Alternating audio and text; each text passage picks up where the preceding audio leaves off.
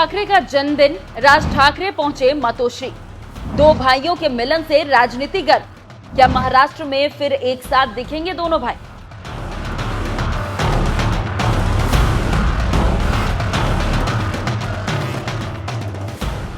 नमस्कार, मैं हूं खुशबू राय। सत्ता बड़ी बेरहम होती है। वो रिश्ता नहीं देखती, वो खून के रिश्तों को भी टुकड़ों में बांट देती है।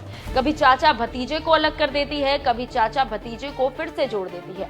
सत्ता की यही क्रूरता देश ने तब देखी जब शिवपाल यादव को अखिलेश ने किनारे किया। यही राजनीति महाराष्ट्र ने तब देखी जब राज ठाकरे को खुद उनके ही घर से निकलना पड़ा। और यही सत्ता की चालबाजी तब भी दिखी जब अजीत पवार ने शरद पवार को सत्ता के लिए धोखा दे दिया। लेकिन कहते हैं कि समय सबसे बड़ा मरहम होता है। वहीं समय आज भी गवाही दे रहा है जब उद्धव ठाकरे के जन्मदिन पर 12 साल के बाद राज ठाकरे उसी मातोश्री में पहुंचे जिससे उन्होंने नाराज होकर विद्रोह किया था। अब सवाल यह है कि क्या ये मुलाकात सिर्फ एक पारिवारिक औपचारिकता थी या फिर ये मराठी अस्मिता के नाम पर बीजेपी के खिलाफ एक बड़ा गठजोड़। 26 जुलाई को उद्धव ठाकरे का जन्मदिन था और इस मौके पर एक दृश्य ने सभी को चौंका दिया। मातोश्री यानी कि ठाकरे परिवार का किला, और उसी दरवाजे पर खड़े थे राज ठाकरे। जी हाँ, वही राज ठाकरे जो 2006 में बाल ठाकरे से नाराज होकर शिवसेना छोड़ चुके थे। वही राज ठाकरे जिन्होंने उद्धव को अयोग्य नेता कहा था, और वही राज ठाकरे जिनकी राजनीति ही उद्धव के विरोध पर टिकी थी। लेकिन 2025 की जुलाई में वो तस्वीर बदली। राज ठाकरे, उनकी पत्नी शर्मिला और बेटी अमित ठाकरे उद्धव ठाकरे को जन्मदिन की बधाई देने पहुंचे। कैमरों की चमक, नेताओं की मुस्कानें और राजनीतिक गलियारों में गूंजता सवाल, क्या ये सुलह है या फिर कोई सियासी स्क्रिप्ट? असल मुद्दा तो कहीं और था। महाराष्ट्र में हाल ही में केंद्र सरकार ने स्कूलों में हिंदी को अनिवार्य भाषा बनाने का प्रस्ताव दिया है। अब ये बात मराठी मानुष को कैसे हजम होती?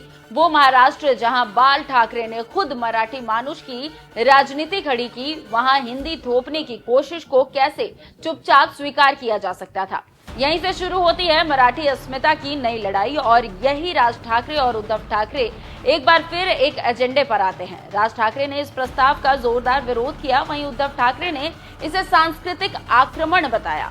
और जैसे ही इन दोनों नेताओं की जुबान एक सुर में गूंजने लगी, बीजेपी की बेचैनी भी साफ दिखने लगी। अब सवाल ये उठता है कि क्या ये सिर्फ मराठी भाषा को लेकर एकजुटता है या फिर कोई गहरा सियासी समीकरण बन रहा है? दरअसल राज ठाकरे की महाराष्ट्र नवनिर्माण सेना यानी कि एमएनएस पिछले कई सालों से अप्रासंगिक हो चुकी है। वहीं उद्धव ठाकरे 2022 में सत्ता से बेदखल होने के बाद शिवसेना यूबीटी को दोबारा खड़ा करने में लगे हुए हैं। दोनों को एक नई जमीन चाहिए, और वो जमीन मिल सकती है मराठी अस्मिता के मुद्दे पर, जिसे बीजेपी छू नहीं सकती। राज ठाकरे हमेशा से ही महाराष्ट्र में बाहरी लोगों और खासकर उत्तर भारतीयों और हिंदी भाषियों के खिलाफ मुखर रहे हैं। बाल ठाकरे के दौर की वही भाषा अब फिर से लौट रही है, लेकिन इस बार दो ठाकरे साथ नजर आ रहे हैं। अब आते हैं असली बात पर कि आखिर बीजेपी क्यों परेशान है। शिंदे का असर घट रहा है। महाराष्ट्र में एकनाथ शिंदे की लोकप्रियता में गिरावट आई है। उद्धव से सत्ता छीनकर जो खेल खेला गया, वो अब जनता को जबरदस्ती का विद्रोह लगने लगा है। राज ठाकरे को साधने की कोशिश नाकाम।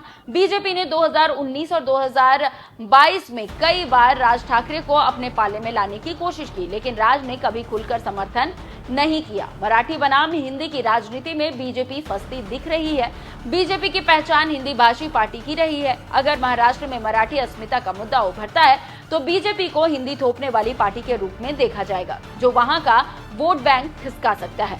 राज और उद्धव ठाकरे गठजोड़ से शिंदे अकेले पड़ सकते हैं। अगर ठाकरे परिवार एक हो गया तो शिंदे की असली शिवसेना वाली दलील कमजोर हो जाएगी, और इससे बीजेपी की पूरी सियासी रणनीति लड़खड़ा सकती है।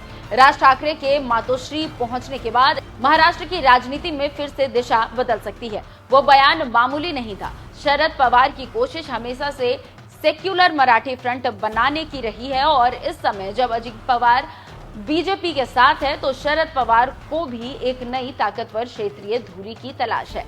अब अगर राज ठाकरे, उद्धव ठाकरे और शरद पवार साथ आते हैं तो ये सिर्फ एक राजनीतिक गठबंधन नहीं होगा, बल्कि ये एक सांस्कृतिक पुनर्जागरण जैसा होगा, जहां मराठी मानुष की भावना बीजेपी की हिंदी राष्ट्रवाद से टकराएगी। मामला गर्म है। ऐसे में दोनों भाइयों के मिलने से राजनीति गर्मा गई है और बीजेपी इस पर नजरें गड़ाई हुई है।